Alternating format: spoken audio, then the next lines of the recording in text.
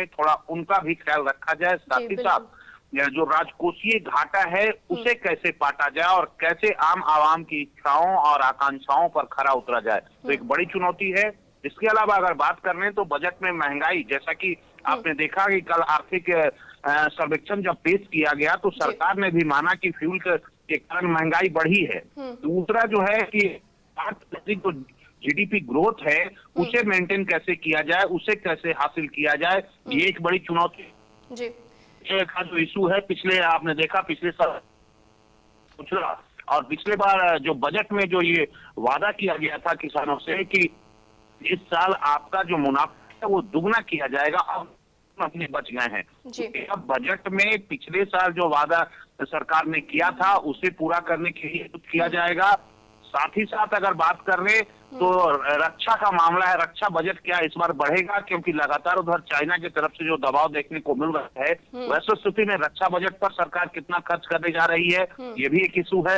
Health पिछले 3 साल परेशान है, कोरोना की चपेट में है, वैसे स्थिति में हेल्थ का जो बजट है क्या इस बार बढ़ना चाहिए, एजुकेशन है, हेल्थ है, इसके अलावा रियल एस्टेट और साथ ही साथ जो खुदरा व्यापारी जो लोग हैं उनको कितनी राहत मिलने वाली है, ये भी देखना होगा।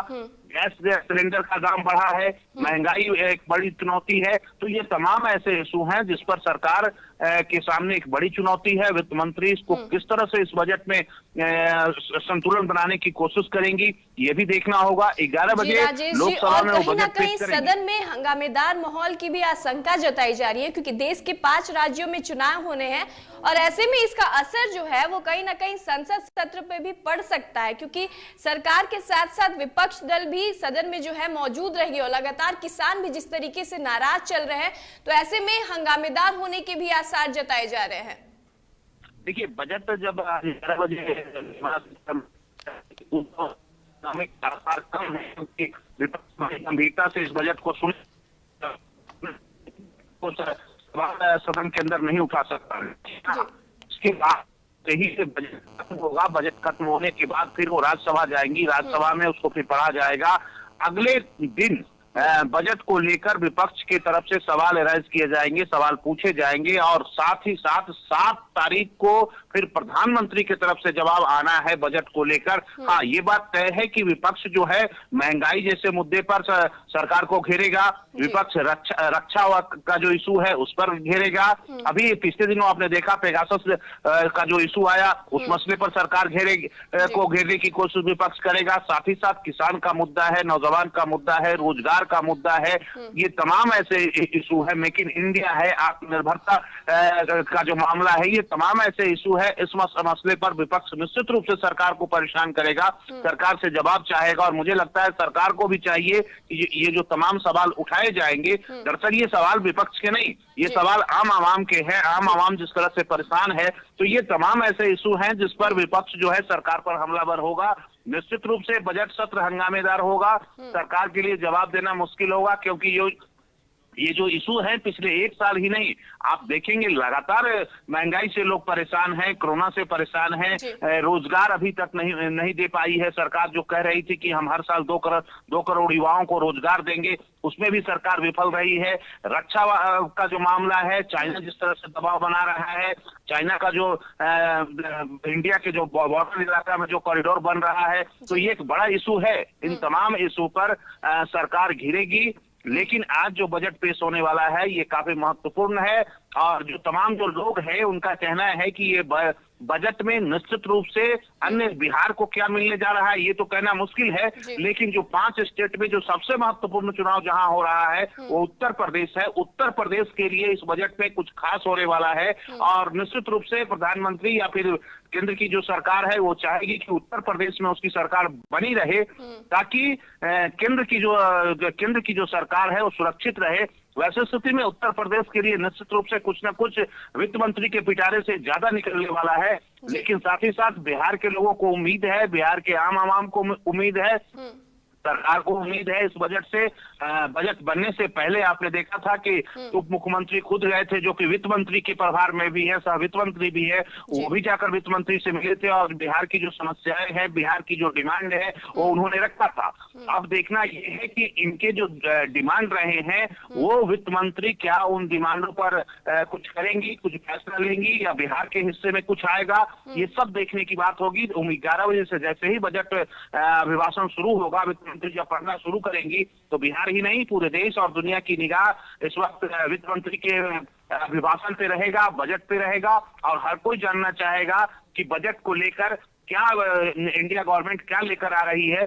साथ ही साथ महिलाओं के लिए क्या खास रहेगा, ये भी देखना बड़ा दिलचस्प है। चाहे सुरक्षा का मसला हो या महिलाओं से जुड़ी हुई जो डिमांड है उस पर क्या करने जा रही है निर्मला सीतारमण, ये देखना होगा। तो कई ऐसे इशू हैं जिस इशू पर सरकार को बजट क्या लोक लुभावन बजट होगा या एक आप कह सकते हैं कि हाफ बजट आप कह सकते हैं क्या वित्त मंत्री पेश करने वाली हैं, ये तमाम इशू हैं।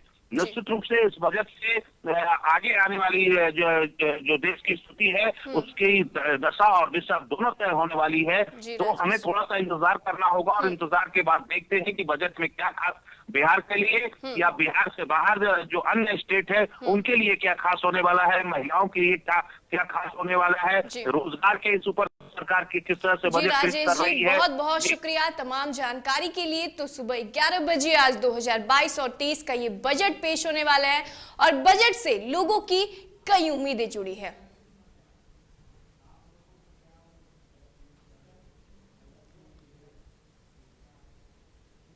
चलिए, आज 2022-23 का बजट पेश होने वाला है, तो ऐसे में बजट को लेकर आम लोगों की क्या उम्मीदें हैं, इस बजट को लेकर आपको एक बार वो दिखा देते हैं। यही रहेगा भाई कि बढ़िया से बजट दीजिए ताकि बजट में बेरोजगारों को रोजगार हासिल हो, है ना। अभी आपका सरकार रहेगा, रेलवे में प्रत्येक साल 1 करोड़ को भर्ती कीजिए। ये सब मोदी जी अनाउंस किए पहले कि 1 जनवरी से ट्रेन के किराया जो पहले था वही रह जाएगा, लेकिन आज भी वही है। जिसको 30 रुपया लगता था 50 रुपया देना पड़ रहा है। सरकार को अभी जो बजट पेश होना है, तो हम लोग भी कल अभी सोशल मीडिया के थ्रू हम लोग भी देखे कि बजट में की आने वाला है, तो उसको लेकर बेरोजगारी का जो अभी केंद्र सरकार का जो मोनोपोली है, जो उनका सोच है, वो अभी समझ में नहीं आ रहा है कि जो युवा हैं वो क्या करें आगे। बजट के प्रति हम यही कहना चाहते हैं कि आज हमारे यहाँ बढ़ती हुई बेरोजगारी के देखते हुए जो युवाओं का, हम लोग का इतना शिक्षित होने के बाद भी आज नौकरी नहीं मिल रही है, इसका कारण यही है कि हम लोग पढ़ लिख कर भी बेरोजगार हो रहे हैं। जिस तरह एसएससी निकालती है उसी तरह रेलवे भी निकाला जाए तो बेहतर रहेगा, और कुछ नहीं हम लोग को। गैस सिलेंडर हो गया 1000, हर चीज़ पर दाम बढ़ गया। महंगाई तो थोड़ा ही है, लेकिन अभी बजट आएगा तो लगता है जो कुछ सुधार होगा। हम लोग उम्मीद अब छोड़ दिए हैं बजट पर, इसलिए कि महंगाई इतना न बढ़ते जा रहा है। क्या उम्मीद लेकर के हम लोग ताकि केंद्र सरकार पर और राज्य सरकार पर, दोनों एक ही सिक्का के पहलू हैं। ये दोनों लोग जनता को खाली मोटिवेट करता है, झूठा आश्वासन देकर के मोटिवेट करता है। इसलिए सरकार पर हम पॉजिटिव माइंड के आदमी हैं और पॉजिटिव आशा भी रखे हुए हैं। अब तो कल की बात है, उनका जो बजट है लगभग इनडायरेक्ट रूप से तैयार हो गया होगा, कल घोषित कर दिया जाएगा। लेकिन पूरी उम्मीद है अगर इस चीज़ को नज़रअंदाज कर दी गई तो अभी तक तो विरोध हो रहा है। किसान के भलाई के लिए बजट बनाए, मजदूरों के हक में बजट बने, लेकिन ये सरकार बनाएगी नहीं, क्योंकि ये पूंजीपतियों का खिलौना है, पूंजीपतियों के हाथ में बिकी हुई है। तो महंगाई तो चरम में छू रही है, पेट्रोल है, खाने का राशन है, पब्लिक जो है बहुत परेशान हाल में गुजर रही है। तो मैं चाहूँगा कि बजट पब्लिक के हित में हो और जो गरीब गुरबा लोग हैं वो लोग के लिए अच्छा हो कि पेट्रोल, डेली खाने पीने का सामान, सब्जियों के दाम और तरह के बहुत सारे ऐसी सामानें हैं जो हम लोग डेली यूज़ करते हैं, और इस तरह की महंगाई जो है आसमान छू रही है, जो चीज़ हम लोग अपने बच्चे को पूर्ति नहीं कर पा रहे हैं। जाएगा, इसलिए महंगाई को कम करना चाहिए। सरकार ने अपना बजट को ये कम करे, महंगाई को कम करे, इसलिए कि पेट्रोल का भी हाई फाई, अपना बजट बढ़ाए, महंगाई कम करे।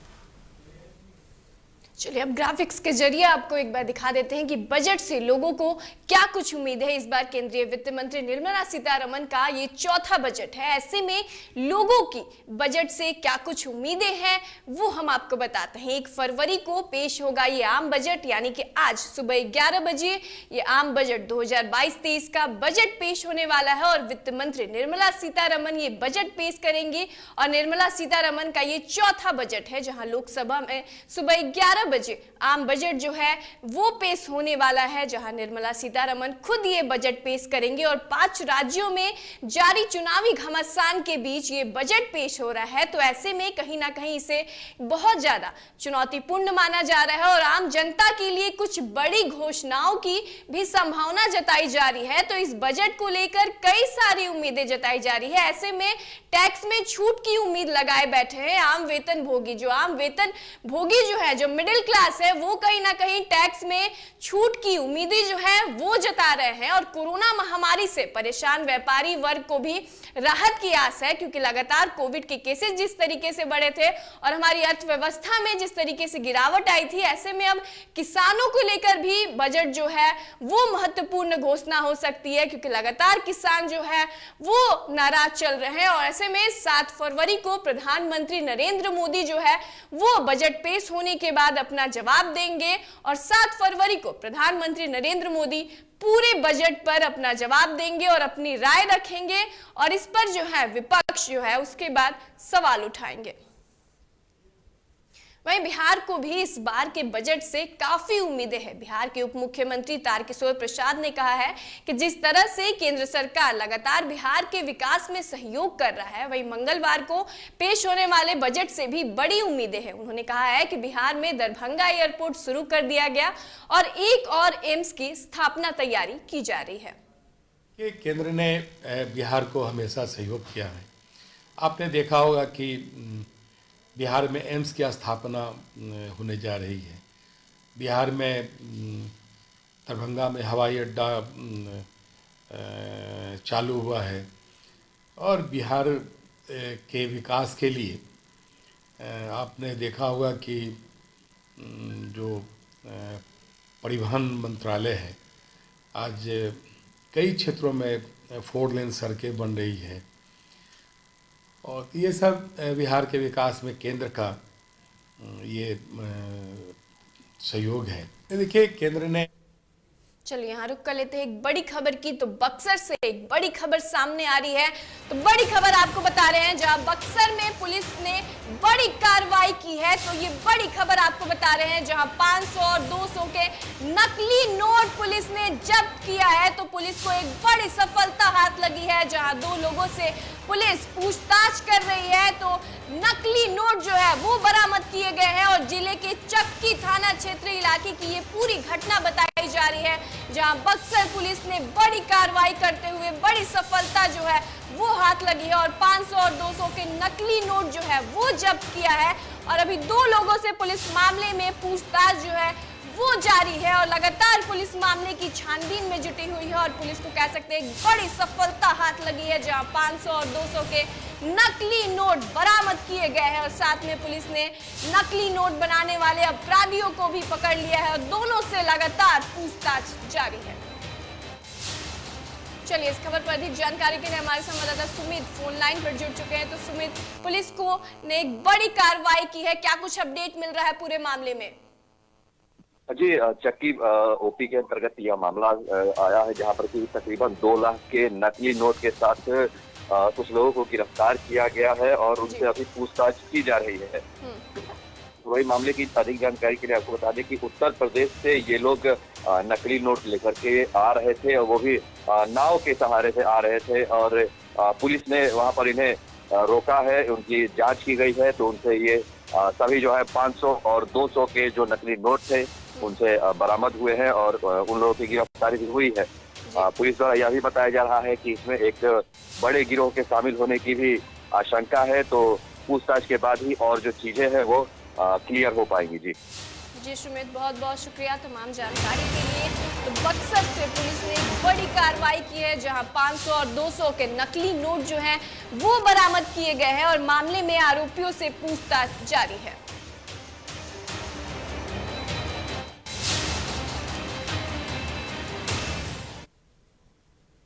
चलिए यहाँ वक्त हो चला एक छोटे से ब्रेक का, हम जल्द हाजिर होंगे, आप कहीं मत जाइएगा।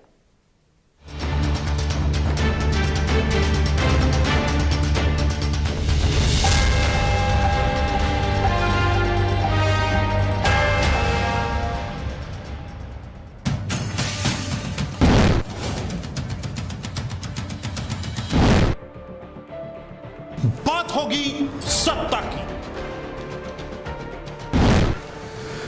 बात करेंगे व्यवस्था की।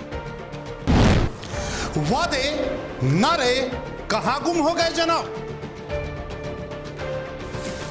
किसान, मजदूर, नौजवान सब हैं परेशान।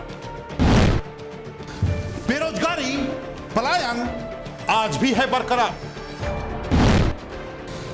कहां तो तय था सड़क से लेकर संसद तक उठाएंगे आवाज, लेकिन अब ना हो परेशान, क्योंकि डीटीवी उठाएगा आपकी आवाज।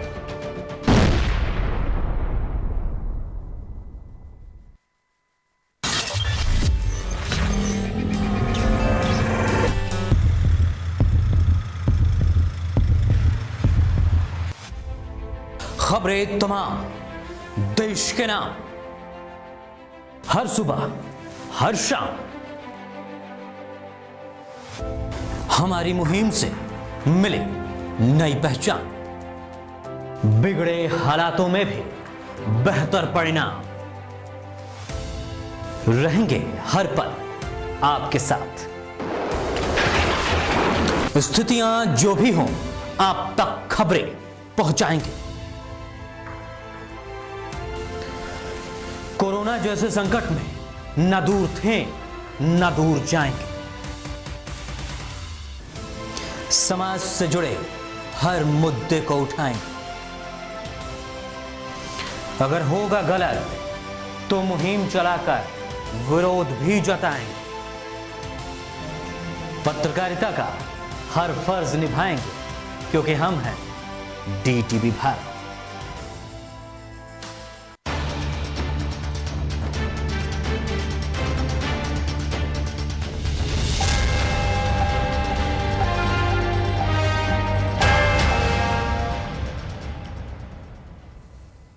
स्वागत है आपका ब्रेक के बाद। तो चलिए रुक कर लेते हैं खबरों की ओर। बात करते हैं आज से बिहार इंटरमीडिएट परीक्षा 2022 शुरू हो रही है। वहीं परीक्षा को लेकर प्रदेश के सभी जिलों में 1471 परीक्षा केंद्र बनाए गए हैं, जहां इंटरमीडिएट वार्षिक परीक्षा में 13,45,939 परीक्षार्थी प्रदेश भर में सम्मिलित हो रहे हैं। वहीं राजधानी पटना में 84 परीक्षा केंद्र बनाए गए हैं, जहां कुल 78,856 परीक्षा में सम्मिलित होंगे। वहीं बिहार में इंटरमीडिएट परीक्षा को लेकर राजधानी पटना समेत सभी जिले में मॉडल परीक्षा केंद्र बनाए गए हैं। सभी मॉडल परीक्षा केंद्र पर परीक्षार्थी छात्राएं भी होंगी। इन केंद्रों पर प्रतिनियुक्त दंडाधिकारी, वीक्षक सहित सुरक्षाकर्मी भी, महिलाएं भी होंगी। वहीं पटना में जो 4 मॉडल परीक्षा केंद्र बनाए गए हैं, उनमें राजकीय बालिका उच्च माध्यमिक विद्यालय बांकीपुर, राजकीय बालिका उच्च माध्यमिक विद्यालय शास्त्री नगर और जेडी विमेंस कॉलेज और राजकीय बालिका उच्च विद्यालय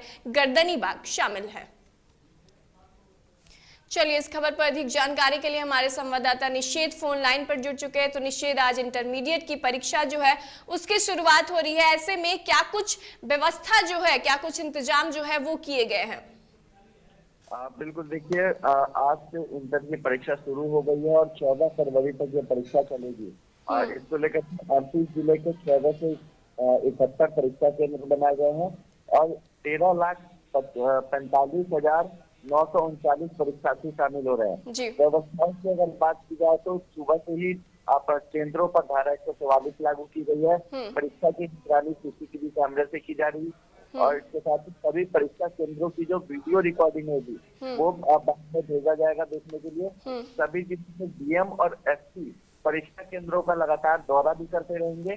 सभी केंद्रों पर त्रिस्तरीय मजिस्ट्रेट की प्रतिनियुक्ति की गई है और इसके साथ ही जो उत्तर पुस्तिका और OMR शीट है, उत्तर फोटो सहित नाम, रोल नंबर, रोल कोड, विषय कोड, विषय का नाम, पाली, रजिस्ट्रेशन संख्या व परीक्षा की तिथि तरह से प्रिंटेड रहेगी। और इसके साथ ही प्रशासन की लगातार वहाँ पे मॉनिटरिंग रहेगी चारों ओर, किसी तरीके की कोई दिक्कतें ना आए और परीक्षा शांतिपूर्ण तरीके से हो। आज इससे पहले देखा गया था कि छात्रों को जूता उतरवा दिया जाता था, लेकिन इस बार परीक्षा में जिस तरीके से ठंड है उससे पहले छात्रों को अनुमति दी गई है कि वो लोग अपना जूता पहन के अंदर जा सकते हैं। इसके साथ ही परीक्षा के सफल संचालन के लिए एक कंट्रोल रूम जी निश्चित, हम अपने दर्शकों को भी ये तस्वीरें दिखा रहे हैं। बच्चे जो हैं वो सेंटर पर पहुंच गए हैं और कोरोना काल में क्योंकि ये परीक्षा हो रहा है तो ऐसे में क्या कुछ व्यवस्था जो है वो की गई है। हालांकि सरकार ने ये आदेश भी दिए थे कि जिन बच्चों ने वैक्सीन ले ली है उन्हें ही परीक्षा में बैठने की ये उम्मीदें जताई जा रही है। तो ऐसे में क्या कुछ व्यवस्था जो है कोरोना को लेकर वो की गई है और हम लाइव तस्वीरें भी अपने दर्शकों को दिखा रहे हैं। जो हम बच्चे हैं वो सेंटर पर पहुंच गए हैं और लगातार जांच जो है वो चल रही है। जी निषेध, तो कोरोना को लेकर क्या कुछ व्यवस्था किए गए हैं सेंटर पर?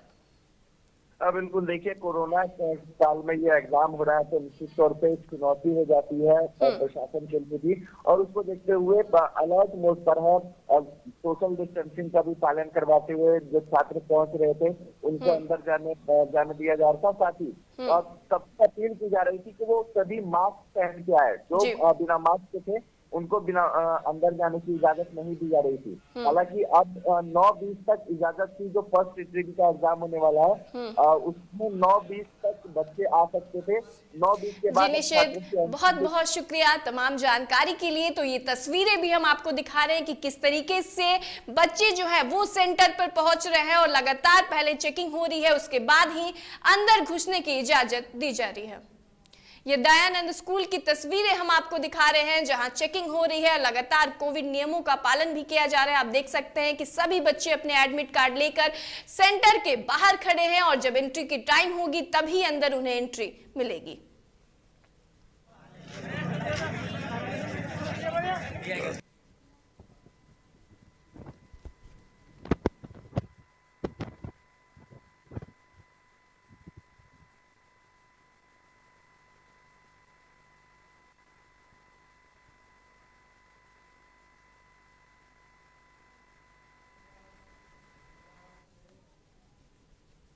बात करें मौसम संबंधी खबरों की, जहां बिहार में शीतलहर और कड़ाके की ठंड का प्रकोप जारी है। ऐसे में बिहार की राजधानी पटना सहित राज्य के 19 जिलों में गरज के साथ बारिश की संभावना है। वहीं भारत मौसम विज्ञान विभाग के पूर्वानुमान के मुताबिक 3 और 4 फरवरी को बारिश होने की संभावना है। वहीं बारिश के बाद मौसम के साफ होने की भी संभावना है और मौसम विभाग का कहना है कि पछुआ हवा की रफ्तार में कमी आने से और न्यूनतम तापमान में वृद्धि होने से बिहार में बने कोल्ड डे से काफी राहत मिलने की संभावना है।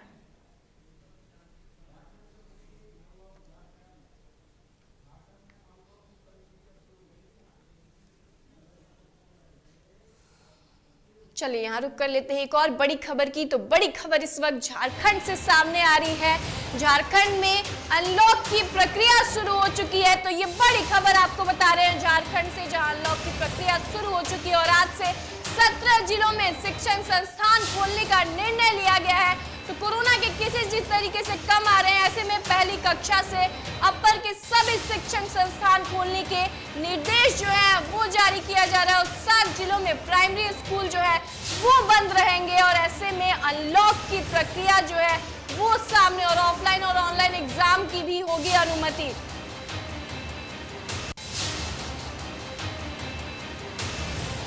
तो ये बड़ी खबर आपको झारखंड से बता रहे हैं, जहां झारखंड में अनलॉक की प्रक्रिया जो है वो शुरू हो गई है और शिक्षण संस्थानों को भी खोलने का निर्णय लिया गया है। तो लगातार जिस तरीके से कोविड के केसेस में कमी दर्ज की जा रही है, उसके बाद से अनलॉक की प्रक्रिया जो है वो सामने आ रही है। चलिए इस खबर पर अधिक जानकारी के लिए हमारे सहयोगी निर्भय फोन लाइन पर जुड़ चुके हैं। तो निर्भय, कोरोना के केसेस में लगातार कमी दर्ज की जा रही है, ऐसे में अब झारखंड को अनलॉक किया जा रहा है।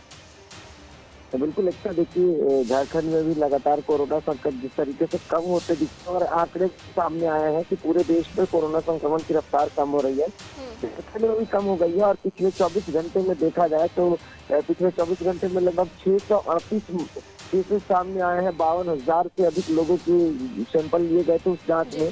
तो ऐसे में अब बीते दिनों खुद जो डिजास्टर मैनेजमेंट है, स्वास्थ्य विभाग, उसके फैसले में सबसे बड़े जो फैसले हैं वो है कि लगभग 22 महीनों के बाद अब 17 जिलों में प्राइमरी स्कूल खोल दिए जाएंगे, यानी कि 1 से लेकर के जो भी शिक्षण संस्थान है वो खोल दिए जाएंगे। पहली क्लास से जो बच्चे होंगे वो अब स्कूल जा पाएंगे। लेकिन 7 ऐसे जिले हैं जहाँ पर अभी कोरोना संक्रमण की रफ्तार है। जैसे आप देख लीजिएगा रांची, जमशेदपुर या इसके अलावा पूर्व सिंहभूम, तो यहाँ पर अभी भी संक्रमण है।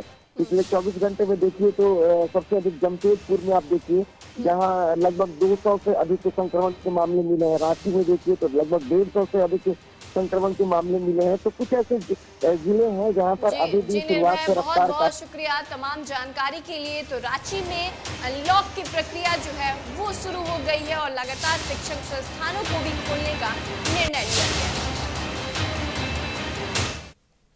चलिए अभी के इस बुलेटिन में बस इतना ही। मुझे दीजिए इजाजत और आप देखते रहिए DTV भारत। नमस्कार।